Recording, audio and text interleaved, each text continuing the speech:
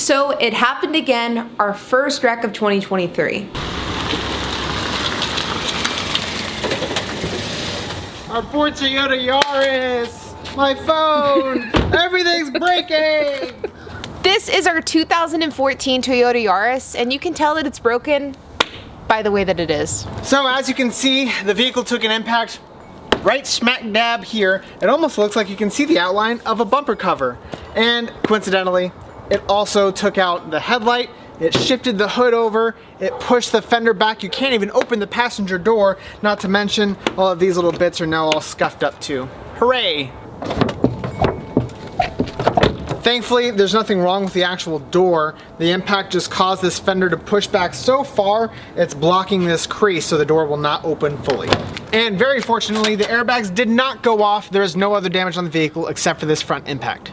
Now this Yaris was actually damaged a few weeks ago on the rental, and the renter claims that when they were driving through a parking lot, they were actually backed into. They were going through the parking lot, they came to a complete stop, and the person was backing out and didn't stop for him, smacked right into the front of our vehicle, and that was that. After the accident, our guest was pretty easy to work with. He provided us with everything that we needed, he gave us all of the insurance info, and he even had a witness statement from somebody who claimed that our guest was in fact not liable for the damage. Because we had the witness statement, we believe that our guest was not liable for this damage, so we decided to move forward with the third party's insurance company, Progressive, to keep us from having to go through Turo and save us $750 deductible. But Progressive denied the claim. Now, Progressive did their investigation on the claim, got both sides of the story, and this is actually what happened. They found that our guest was coming around a corner and their insured was already actively backing out of a parking space, and our guest failed to yield to him and hit their insured versus their insured hitting us. Double.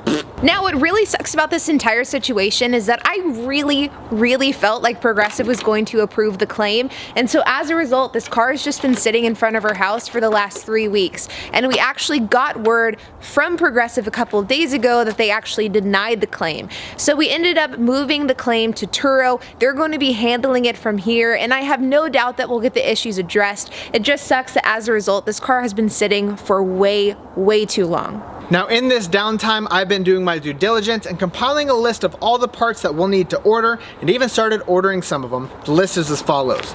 We need a new fender, we need a new bumper cover, and we definitely need a new headlight, and everything else we'll be able to transfer over. At this point, we're just waiting to get the green light from Turo. We want to make sure that they're not going to have to inspect the vehicle in person, because if we start repairs before we get the green light and then they do have to come look at the car, well, that's a bad scenario and we could end up leaving some money on the table. So literally as soon as we get the email from Turo with the estimate, HP is going to start repairs.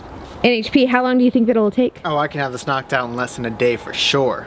But then all of this of course begs the question of what happens if and when your car is damaged on Turo, because I'm a firm believer that it is not a matter of if, it is just a matter of when and how often, and it's been a long time since we've discussed this process on this channel. Now whenever your car gets damaged, whenever it's on a rental, the first thing that's going to happen is you're going to become aware of that damage.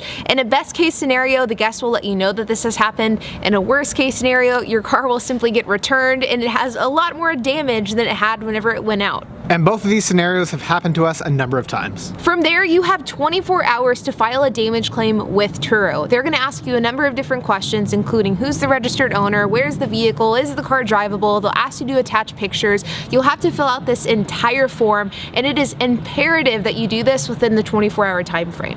From there, you'll either have the option to work directly through Turo or try to work it out through the guest. There are a lot of pros and cons to both ways of going about doing this. Going through Turo is way easier because they'll handle the claim entirely for you, but going through the guest is oftentimes cheaper for you because there is no deductible. In HP and I's case, our cars are on the 80% plan, which means that every single time one of our cars are damaged, we have to pay $750 towards the repair of that vehicle. So if this car costs $4,000 to repair, we're actually only going to get paid out $3,250, whereas if we were to go directly through the guest and file through their insurance, there's a chance that we would get the full $4,000, but it is much more time consuming and there is no guarantee of getting paid out. Fortunately, if you're unable to work it out with the guest, you can still go back to Turo and work it out with them. But you only have a certain amount of time in order to initiate that onto Turo, so it's important that you keep your time frames in mind. And from there, you typically get paid in 1 to 2 weeks. Then once you get paid, you have to make the decision of, do you want to fix the damage yourself or do you want to take it to a shop? There have been a number of times where HP and I get paid out for a claim. We're very comfortable and happy with the amount, and as a result, HP just goes and fixes the car himself, and then we make a nice profit. But other times we feel as though Turo kind of undervalues the claim, in which case we opt to take the car to a shop and then we file a supplement for an additional amount that will cover the full damage.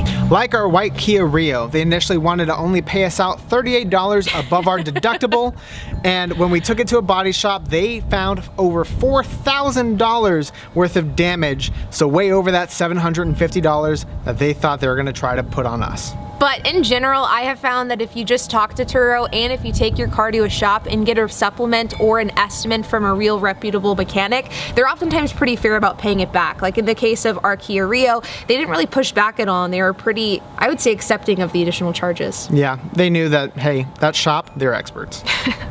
But be cautious. If you choose to go through that body shop route, you might end up like us, waiting on the vehicle to be repaired for over 3 months now due to part shortages. But we'll talk about that in a future video. In the meantime, getting this 2014 Toyota Yaris back on the road is definitely a priority, and we will be updating you guys as we get this claim resolved, as we get paid out, and of course, as HP starts fixing the car and getting it relisted. But as always, be sure to hit that like button, hit that subscribe, and hit that notification bell, and we'll see you in the next episode.